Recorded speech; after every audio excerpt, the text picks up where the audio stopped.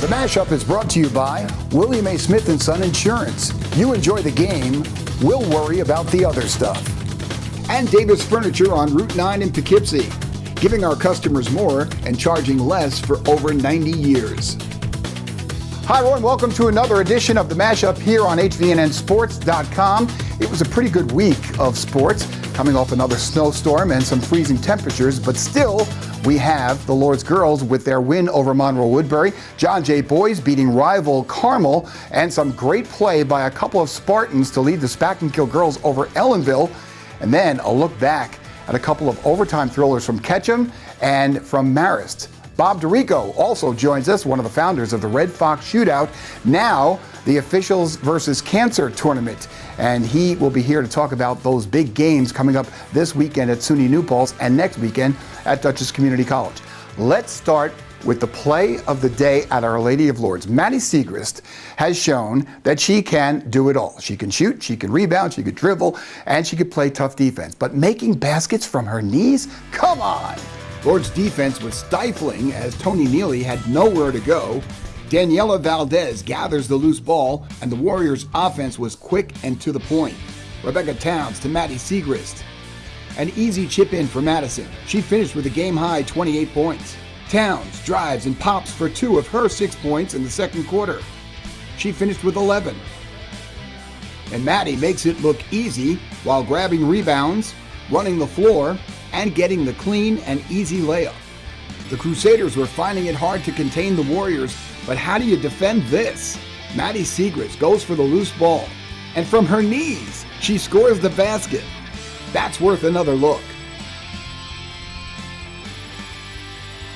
And if she's not the best girls basketball player in the area, then I'm not Italian.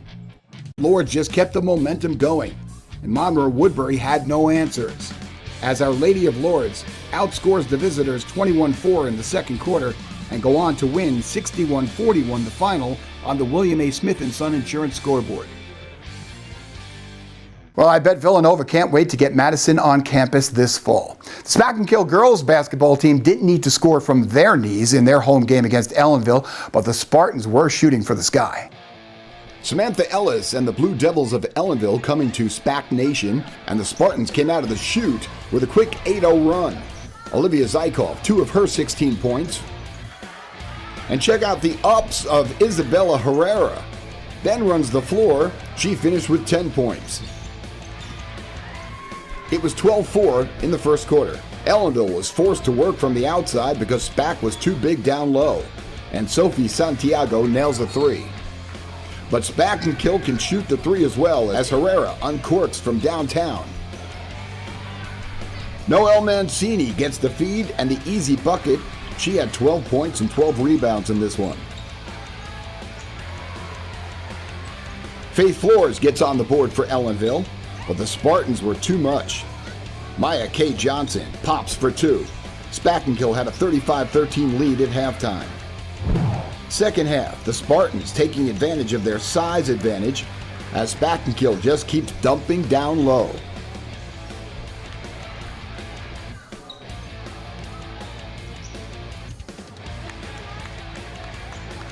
Azila Rivera led the Blue Devils with 10 points, but Spackenkill was too much on this day, 57-26 the final on the William A. Smith & Son Insurance scoreboard. How about those Millbrook boys? They continue to roll since making a big showing in the Dwayne Davis Memorial Holiday Tournament back in December, and most recently took care of rival Pine Plains. The Bombers in the Road Blues and keeping pace in the early goings. Matt Funk had 14 points, Evan Proper had 11. But Millbrook was making the most of second chances as Kobe Whalen gets the putback. He finished with 11 points. Defensively, the Blazers were converting turnovers as Whalen gets the deflection and Patrick Kyle hands off to Shane Sinon. Off the inbound, Jake Daly crosses over for a wide open look. And from the outside, Kyle just camping out ready for the swish from downtown. Kyle finished with 11. Second half, more precise ball distribution as Sinon dishes to Whalen. And off another turnover, Whalen gets the gift for 2 more. Kyle with another long ranger, and Millbrook beats Pine Plains 58-42. John Jay hosting Carmel, and the Rams came out firing. Shane McInerney hit 4 3-pointers and had 21 points by halftime. Jay's defense helped to keep them in the hunt as Mike Scarpelli steals one and uses the bounce pass to Aiden Hildebrand for 2 of his 11 points in the game. The Carmel had a 34-29 lead at halftime. Second half, Jay blew this one wide open, scoring 30 points in the third quarter alone. Isaiah Tulo in the paint. He had 14 points in the game. Alex Mackey. Yes, the Mackey machine was fired up. Alex had 3 3-pointers for 9 points. From the far side, Brady Hildebrand. He had 4 3-pointers and a team-high 18 points. Justin Long chipping away on the inside offensively while holding Shane McInerney to just 3 points in the third quarter after those 21 points in the first half. Still, McInerney led all scorers with 28 points, but Jay wins the home game 71-59 on the William A. Smith & Son Insurance scoreboard. Let's take a look back at a thrilling doubleheader between John Jay and Ketcham. The girls' game started the Saturday tilt with an overtime thriller led by Katie Wall's 36 points, and then the boys' game came down to the final shot in a 1-point thriller for the Ketcham sweep. John Jay and the Road Blues and came out guns a-blazing. Haley Karst gets the layup. Inside to Bernadette Radovic. Jay had an 11-2 lead late in the first quarter. But once Katie Wall got in a groove, this game was about to get interesting. Wall finished with 36.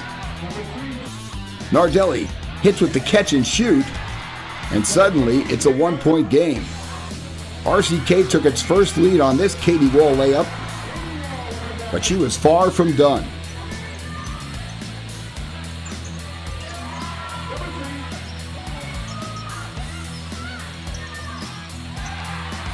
Ketcham led 29-24 at halftime. Second half, off the rebound, Katie goes coast to coast for the basket. And then it's Katie Wall against the world. She drives right through 4 defenders. RCK led 41-37 in the fourth quarter. But John Jay starts to make its move as Masakio socks one from the outside. And Alyssa Caswell hoists one for 2. Big shot by Nicole to tie the game at 54.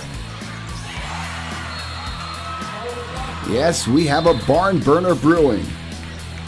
With 1 minute remaining, Wall to Nardelli to Jessica Castanis for a wide open 2. But Jay's Radovic lays up 2, and it's tied at 56 with 17 seconds remaining. Ketcham draws up a play. Wall plays for the foul. No call, and we're headed to overtime.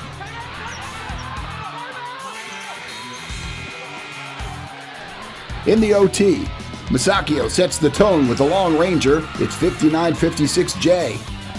Maya Smith gets the and one with 6.3 seconds remaining. And Smith shows some nerves of steel.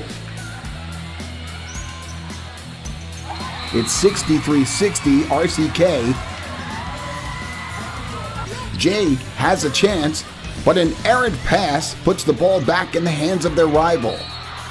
Jay forced to foul, Katie Wall at the line. That seals the deal as Ketcham beats Jay in overtime. 65-60 the final on the William A. Smith & Son Insurance scoreboard. We came out slow, but we picked it up. We said we're so much better than this, and we picked it up, and that's how we did it. Could the boys' basketball matchup live up to the Ketcham and Jay girls' overtime thriller? Well, it was close. You decide. Nick Murray was going to be the star in the first half for the Indians. He hit 4 3-pointers in the first half. Speaking of threes, Alex Mackey can hit them. He hit 2 for Jay. In the second quarter, Murray continued his hot streak from the outside. Murray, 3-ball. Craig Twyman 3 ball. Ketcham built up a 24-19 lead, but trailed at halftime. How, you ask? Because Jay was 10 for 12 from the line and took a 29-24 lead into the halftime locker room. In the third, Ketcham outscored the Patriots 15-8 and looked like they were about to run away with it as Mike Mignone caught fire with 10 points in the third quarter. Ketcham had a 39-37 lead heading into the fourth, and the Indians kept the momentum going. Tashad Roy lays up 2. Nick Murray. He finished with a team-high 17, and Ketcham had a 48-39 lead. Aiden Hildebrand tried to close the gap. He finished the game with 11 points. But the M&M boys were just too much. Jay kept chipping away, and by scoring in bunches and hitting foul shots, Jay got this to a 2-point game with just under a minute remaining. Tulo had a chance to tie the game, but missed both free throws. Hildebrand gathers the rebound, and Tommy DeRusso could be the hero with the 3-pointer. Jay leads 54-53. But Mignone gets fouled, and Ketcham is in the bonus. 2 shots for Mignone at the line. He makes the first, it's 54-54. He makes the second, it's 55-54 with 4 seconds left in regulation. Jay gets it to Mackey, and no good! Ketcham squeaks out a win, 55-54 in a thriller on the William A. Smith & Son Insurance scoreboard.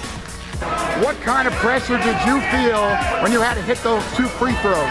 No pressure at all. I mean, I envisioned myself hitting the shots before I took them, and I come here every morning at 6:30, and I just got the job done. Meanwhile, the Marist Red Foxes were headed into their 4th overtime of the season. The Foxes were 0-3 when playing extra minutes this year, but that was then, and this is now. Mike Maker grooming a team for the future, but looking pretty good in the here and now against Fairfield. Freshman Austin Williams was having a career night with 23 points. Marist jumped out to a 10-0 lead. Alexander Dosich with the lay-in.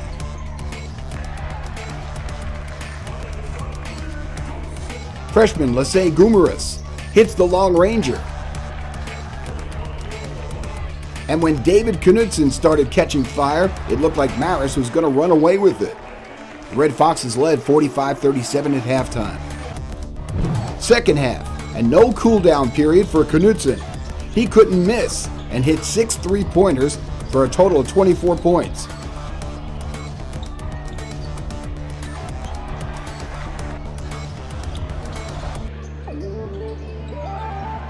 But the Stags battled back as Jonathan Kazababu comes up with the jam. Still, no matter what Fairfield did, Knudsen kept Marist fueled and running. And when Connor McClanagan slammed this one down and then fouled it up with a 3-pointer, Marist led 59-51. But credit Fairfield with never saying die, and this game was tied at 80 at the end of regulation.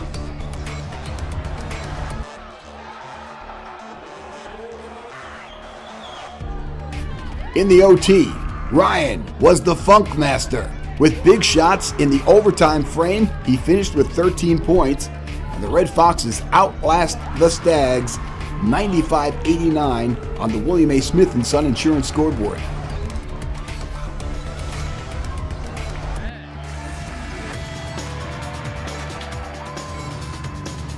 And now joining us in the studio is Bob Dorico, part of the big tournament coming up this weekend and next weekend, Officials versus Cancer tournament. And this goes back to beyond this Officials versus Cancer, back into the days of the Red Fox shootout, which you were a big part of. Yes, I was, Charlie. That was a most enjoyable experience for me.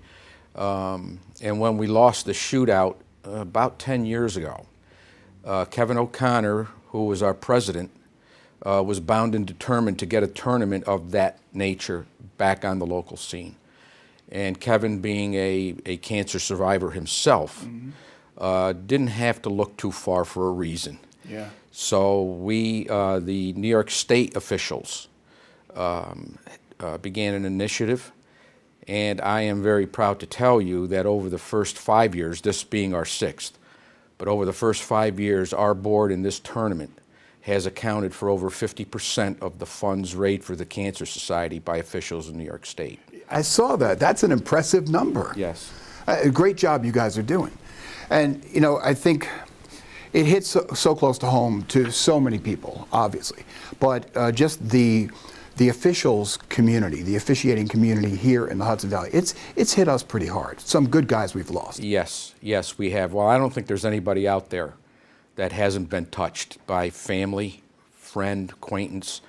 Everybody's been touched in one way or another, so it's not hard to identify with the cause. Yeah, and when you see a guy like Kevin back out on the court, and you know, for a few years there, it was touch and go, and now he's running up and down that court like everybody else. Well, Charlie, on a personal note, I didn't need this to be motivated, but my sister is a 2-time survivor of breast cancer. Really? We've had a number of people in our family, like a lot of other families, that succumbed to the disease. But Joanne kind of looked cancer in the eye, kind of spit in its face and said, "I'm going on." And she's been terrific for, about 20 years. Oh, God bless that. You love those stories, yeah, because that's a story of dedication and fortitude, and you just, the fight in them is inspirational for everyone else who's battling with it, that there is hope. Fortunately, not all the stories have a sad end. There are some good stories that happen, that are happening, and I suspect will continue to happen, and that's why we do what we do. Yeah. You've been an official for how long? Oh, Charlie. My first year of officiating was the 1974-75 season. Really? So it's 43, something like that. You're such a staple in the area of local sports, especially for basketball. What is it that drives you and what motivates you to be such an ambassador for it? Well, in terms of the ambassadorship, it's the cause. It's this particular cause, the Officials versus Cancer, that pretty much speaks for itself. When I was involved with the Red Fox shootout, Marist is my alma mater. Mm-hmm. Loyal to my alma mater, and I saw a way to kind of contribute using basketball. Now, I must tell you that Ernie Henkel was the originator of the Red Fox shootout. Ernie was a terrific guy. He got things cooking for 3 or 4 years before I jumped in, and then I was doing it for 11 or 13. I can't remember how many years, but 11 or 13 years. Yeah. And then, like I said, that went away a couple years, and we segued right into the Officials versus Cancer. Yeah, and the beauty of the tournament itself, the games itself, not only the matchups, which we'll get to and show you who's playing who when, those are always good to see, because a lot of times you don't get to see these teams playing against each other. But it's also for the officials to be able to get a sense of working on a 3-man team as you get ready for sectionals. Exactly. It's easy to say that the game is easier with 3 men. It becomes a little easier physically, but your mechanics are different. And if you don't go out there with a little background, a little bit of experience, and you find yourself worrying about positions, then all of a sudden you don't make your calls, and now things deteriorate. Yeah. So, but we've gotten quite a bit of experience in that area over the last several years. We continue to do it now in games that are not part of our tournament. And a lot of our guys are pretty comfortable with it now. Yeah, big help in that regard. Yes. So we've got some really good games starting this weekend, this Sunday, next Saturday at Dutchess Community College with 4 more games. And so take a look on your screen. Here are the list of games and the times that they play. Kingston against North Rockland. That starts at 12:30, and then that's followed by Siegrist in Middletown. That should be a good one, because Siegrist has this great star on their team, and he's not even in the high school yet. Yeah, that's correct. Dior Johnson, he's an 8th grader. Yeah. We saw him last year as a 7th grader, and he just handled the floor like it was incredible. Yeah, he seems to be a little mature beyond his years, and no doubt he's a very good player. Yeah. All right, so the list goes on. Then it's Newburgh and Poughkeepsie, and is that always a good matchup? That is probably one of the premier rivalries in the Valley. It was going on long before I ever moved here all those years ago. and it continues to be one of the top-notch rival. Actually, we have a couple of others that are also very good and have been for a long time. Right. But Poughkeepsie, Newburgh, we're expecting to get up and down the floor a few times. Let's put that. Got to keep up with those guys. Yeah, it's hard. And then New Paltz and John Jay should be a good one. That rounds out the Sunday, this coming Sunday, January 28th at SUNY New Paltz. Then on Saturday, February 3rd at Dutchess Community College. Tell us what teams are playing there then. Okay, the first game at 12:30 is the Lourdes and Ketcham. Right. They've been going at it for a long time. Yeah. And they'll renew that in the first game. And then another one of those rivalries that goes back a long way is Arlington and Roosevelt. Yeah. They have always put on a good show. They've always competed very hard, and they want to win the game, as a good rival does. Yeah, and we lost, that big rivalry because when Roosevelt went over to Section 9, Arlington staying in Section 1, you don't have them playing head-to-head anymore. Well, Charlie, that was one of the very first phone calls I made with the shootout. Was Arlington and Roosevelt to get them back together. And I can tell you that in no single season of the shootout did it take more than 10 or 15 seconds for them to agree to the matchup. This boom, boom, it was done. They wanted to play. Oh, yeah. And we gave them a great venue to do it. Yeah. And then what rounds it out there? Then Spackenkill and Red Hook. Yeah, that's okay. That's a pretty interesting matchup. These games, you don't know what to expect. Right. I think they're pretty good matchups. And then Beacon and Cornwal. We got Beacon in for the first time. They always seem to, their schedule was full and they couldn't participate. It wasn't that they didn't want to, but their schedules were full.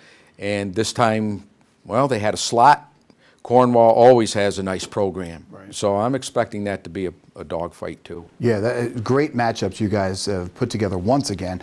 And listen, you're supporting a great cause when you come to these games. SUNY New Paltz this Sunday, Dutchess Community College next Saturday. 4 games on tap, all good games for you to see. Some of the best athletes in the area that we get to see, and you get to see some of the best officiating in the area as well, because these guys are on top of their game, and you guys just so supportive of the event. You'll see them around. They're volunteering their time. They're donating their services. There's so much that's going on. So make sure you get out there, support the cause, because it is important to support, and you'll have a great time as well. Bob, thank you so much for coming in. My pleasure, Charlie. Great to see you again. Thank you. And we want to thank you for watching the mashup right here on HVNN and HVNN Sports.